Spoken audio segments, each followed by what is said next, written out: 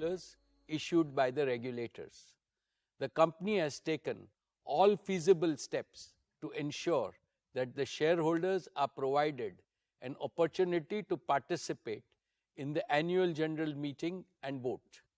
Adequate video conferencing facility and live webcast of the proceedings of this meeting have also been provided. The requisite quorum is present, and therefore I call the meeting to order. Register of directors and key managerial personnel and their shareholding and register of contracts or arrangements in which directors are interested are available. This will remain accessible to the members for inspection electronically if they so desire. I wish to introduce, for the benefit of our new members, my colleagues on the board of our company. Shri Adil Zanul Bhai, Shri R.S. Gujral, Dr. Shumit Banerjee, Srimati Arundhati Bhattacharya, His Excellency Yasir Al-Rumayyan, Shri K.V. Chaudhary, Srimati Neeta M. Ambani, Shri Nikhil R. Meswani, Shri Hital R. Meswani, Shri P.M.S. Prasad, and Shri P.K. Kapil.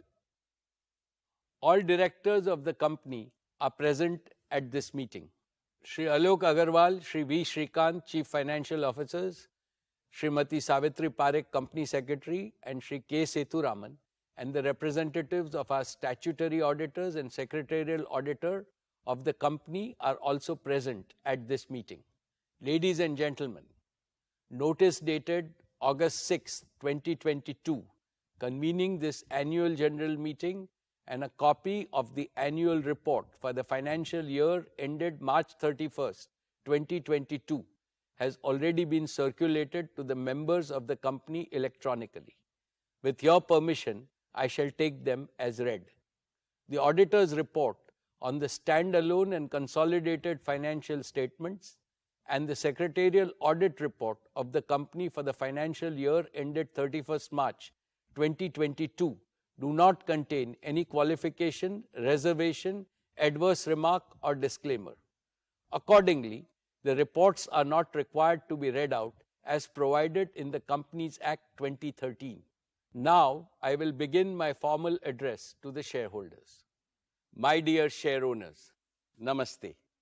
A very warm good afternoon to each and every one of you. It gives me great pleasure to welcome you to the 45th Annual General Meeting of Reliance Industries Limited. Like the previous 2 years, this AGM is also hosted on a digital platform.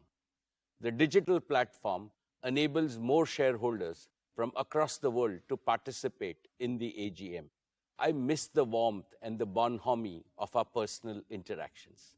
I sincerely hope that next year we will be able to switch to a hybrid mode which will combine the best of both physical and digital modes.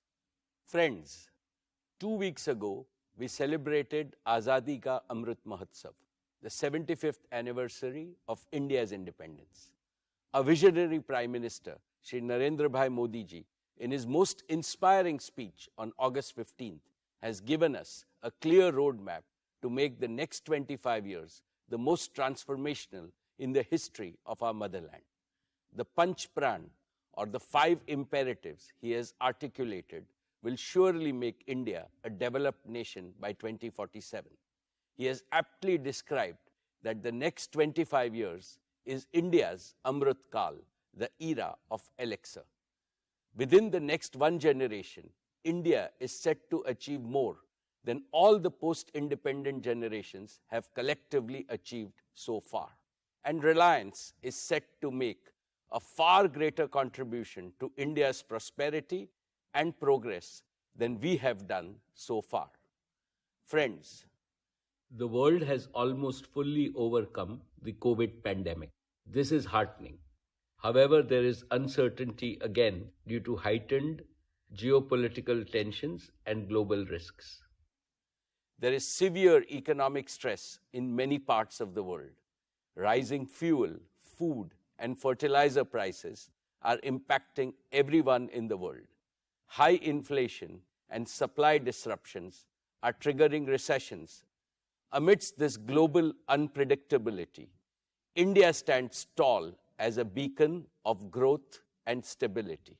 The government's skillful management of the pandemic and the pragmatic approach in dealing with the ensuing economic challenges have helped India emerge stronger than before, wiser than before, and more resilient than before.